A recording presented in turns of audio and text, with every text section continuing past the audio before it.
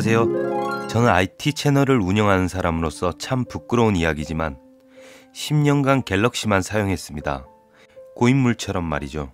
그래서 갤럭시 위주의 영상을 많이 올리기도 했고 실제로 그 누가 봐도 제 채널의 영상들을 보면 갤럭시 유저라는 걸 알 수가 있습니다.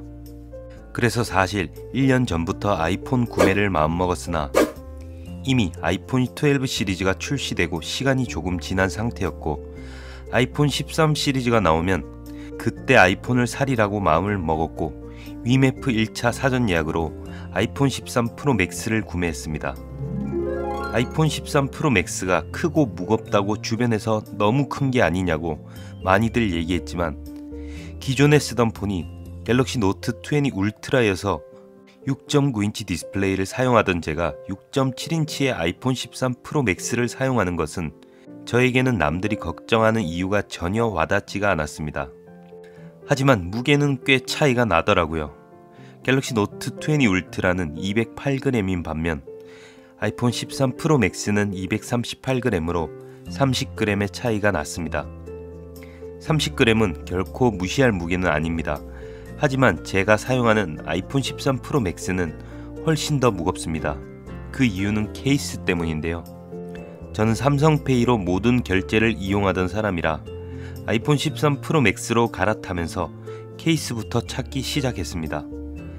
카드 수납이 기본 한두 장 되는 케이스는 저에게는 용납이 되지 않았기 때문이죠. 그래서 최소 3-4장 들어가는 케이스로 알아보던 중에 베루스의 카드 케이스를 발견하게 됩니다. 무려 4장까지 수납이 되는 그런 케이스였기 때문에 고민할 것 없이 플렉스했죠. 하지만 케이스의 무게마저 엄청나게 무거워서 케이스를 장착한 무게는 감당하기 힘든 수준이었습니다. 벽돌인지 폰인지 헷갈릴 정도로 말이죠. 하지만 인간은 적응의 동물이라 했던가요? 2주 정도가 지나갈 때쯤 내가 이 무게에 적응을 했구나 라고 느꼈습니다. 계속 무겁다고 느껴지던 폰이 어느 순간 무겁지 않다고 느껴졌기 때문이죠. 하지만 기본적으로 무겁게 폰을 쓰던 사람이라서 가능한 거지 일반적으로 이렇게 사용하기에는 무리가 있어 보입니다. 제가 이렇게 케이스에 집착하는 것은 지갑을 들고 다니지 않는 생활에 익숙해져 버렸기 때문이죠. 그래서 저는 케이스를 포기하고 그냥 지갑을 들고 다니라고 말씀을 드리고 싶네요. 저처럼 개고생하지 말고요. 때로는 포기하는 것이 얻는 게 더 많을 수도 있을 거예요. 감성과 카메라, 칩셋의 성능 등 아이폰의 위대함을 알던 저였기에 큰 문제가 될 것은 없었습니다. 하지만 문제는 제가 갤럭시를 10년간 사용했던 것이 문제였습니다. 저는 음악을 스트리밍으로 그때그때 듣지 않고 소장해서 듣는 사람이라서 갤럭시에서는 지니에서 음악을 다운받으면 삼성 뮤직에 자동으로 음악이 업로드가 되었죠. 그렇게 쉽게 음악을 다운받아서 소장해서 들었습니다. 아이폰을 구매하고 지니를 깔고 음악을 다운로드하고 음악에 들어갔으나 이게 웬걸 음악이 없더라고요. 꽤나 당황했습니다. 찾아봤더니 아이폰은 아이튠즈라는 미확인 비행물체 UFO와 같은 녀석이 있더군요. 이놈이 뭐길래 모든 작업을 이것을 거쳐서 해야 하나 싶더라고요. 부동산 중개업자도 아닌데 말이죠. 그 과정에서 실패도 했으나 결국 음악을 컴퓨터에 다운받아서 아이튠즈라는 놈에게 마우스를 끌어서 선물을 했더니 받아주더라고요. 참 고마웠습니다. 그 과정은 어려웠지만 성공 후에 느껴지는 짜릿함도 있었죠. 벨소리도 문제였습니다. 아이폰을 쓰는 사람들 중 절반 이상은 같은 벨소리가 울리더군요. 제가 다니는 회사나 주위 친구들, 지인들 기준으로 말이죠. 그래서 벨소리도 바꾸기로 마음을 먹었으나 이 과정 또한 순탄치가 않았습니다. 그래서 아이폰에 적응하는 과정은 쉽지 않았다고 말씀드릴 수가 있어요. 그럼 너는 아이폰을 사용하면서 불편한 거 밖에 없었냐? 절대 아니죠. 저는 삼성과 애플 모두를 사랑하는 사람인 점 참고해 주시면 감사하겠고요. 어느 한 회사를 좋아하고 이러지 않습니다. IT 채널을 운영하면서 모든 스마트폰 제조사를 저는 사랑합니다. 제가 유튜브를 운영할 수 있는 원동력이기도 하고요. 지금부터 장점에 대해서 말씀을 드릴 테니까 준비하세요. 안드로이드보다는 이쁜 외관과 세련된 UI가 놀라웠다는 점입니다. 화면 전환이나 사용성이 같은 120Hz임에도 불구하고 확실히 말로 표현하기 힘든 부드러움이 있다는 거예요. 아이폰에서는 엣지 디스플레이가 없다는 점도 좀 신기했습니다. 사실 저는 엣지 디스플레이를 좋아해서 엣지 폰만 써왔기 때문에 노 엣지를 사용하다 보니까 좌우 끝부분에 가끔씩 터치가 안 되거나 걸리적거리면서 손가락이 미끄러져 아래로 떨어지던 부분 없이 터치하기 용이하다는 것이 큰 장점이었습니다. 그리고 손가락으로 좌우 화면을 쓸어 넘기면 뒤로 가기, 앞으로 가기를 컨트롤하는 것도 처음엔 불편했지만 쓰다 보니 참 편하더라고요. 내비게이션 바가 없다는 것도 참 어색했습니다. 하지만 쓰다 보니 적응이 되어서 편하더라고요.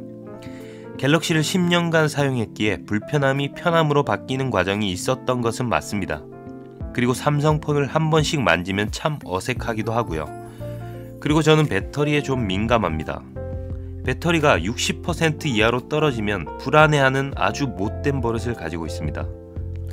물리적인 아이폰 13 프로 맥스 배터리 용량 4352mAh보다 체감상 아이폰 배터리는 훌륭하다는 거예요. 저는 게임을 하지 않고 영상을 조금씩 보긴 합니다. 출근 때 완충을 하고 충전을 한 번도 못하고 퇴근한 적이 있는데도 50% 정도밖에 닳지 않았더라고요. 이를 유추해보면 배터리 최적화가 잘 되어 있다고 설명할 수밖에 없습니다. 하지만 배터리는 소모품이기에 조금 더 시간이 지난 후에 체크를 해봐야 정상적인 비교가 가능할 것 같긴 합니다. 그리고 아이폰은 보안에 강하다는 말을 체감했습니다. 어플을 받아도 페이스 아이디 인증을 해야 되고 측면 버튼을 2번 눌러서 잠금이 해제되어야 어플을 받을 수가 있는 거죠. 이게 처음에는 참 귀찮더라고요. 하지만 이는 곧 적응하게 되었고 한 번 더 보안 인증을 하면서 피싱 사기로부터 한층 더 안전할 수 있겠다는 생각이 들었습니다. 뉴스에서도 간간히 아이폰의 보안을 뚫는데 애를 먹거나 포렌식 작업도 유독 힘들다는 얘기를 많이 들었습니다. 보안은 아이폰의 강력한 장점이기도 합니다. 그리고 아이폰 하면 빼놓을 수 없는 게 카메라겠죠. 여성분들이 아이폰을 가장 사랑하는 이유 2가지가 감성과 카메라일 것입니다. 아이폰으로 찍은 사진은 이상하게 더 예쁜 느낌을 줍니다. 보기에 편하고 기술적인 것으로는 설명이 안 되는 섬세함과 감성이 있어요. 아이폰 13 프로 맥스를 구매했기에 더 커진 이미지 센서 크기와 GPU 코어 5개를 탑재했기에 유독 더 훌륭한 느낌을 받습니다. 실제로 아이폰으로 촬영한 사진이나 저 같은 경우 영상도 많이 찍기 때문에 만족스러움이 갤럭시를 쓸 때보다 훨씬 더 컸습니다. 아직까지 기능들에 대해서는 공부하고 있어 지금까지 느낀 게 이 정도인데요. 물론 삼성페이나 부족한 AS 정책, 통화 중 녹음 등 불편한 것도 있습니다. 하지만 아이폰은 참 괜찮은 폰이라는 생각이 들었습니다. 사람들이 아이폰 하는 데에는 다 이유가 있더라고요. 사실 아이폰은 휴대폰 대리점 같은 곳에서 갤럭시에 비해 할인율이 적습니다. 그래서 국내의 많은 유저들이 갤럭시를 계속 이용하시는 분들도 많고요. 하지만 반대로 생각하면 갤럭시는 1년이 지나면 가격이 뚝 떨어져 중고 가격이 방어가 안 됩니다. 아이폰은 1년이 지나도 구매한 가격과는 큰 차이는 없죠. 한 번 쓰기가 어렵지 한 번 쓰면 새 휴대폰을 구매하더라도 기존 폰을 처분하면 짭짤한 수입이 나오기 때문에 퉁 처리가 된다는 거죠. 혹시 이런저런 이유로 구매를 망설이는 분들에게는 한번 써보라고 추천을 드리고 싶습니다. 우리가 살아갈 날이 많은데 한 제조사의 휴대폰을 쓰는 것도 좋지만 다양한 경험을 하는 것도 좋을 것 같습니다. 한두 달이 아닌 6개월 이상 사용을 해보시고 아이폰만의 매력에 한번 빠져보세요. 그리고 나서 내가 앞으로 어떤 폰을 쓸지 판단하는 것도 참 좋은 것 같습니다. 아이폰을 쓰면서 제가 느낀 점과 장단점에 대해서 말씀드렸는데요. 저의 영상이 조금이라도 유익하고 도움이 되었다면 감사할 것 같습니다. 시청해 주셔서 감사하고 저는 다른 영상으로 찾아뵙겠습니다. 그럼 이만.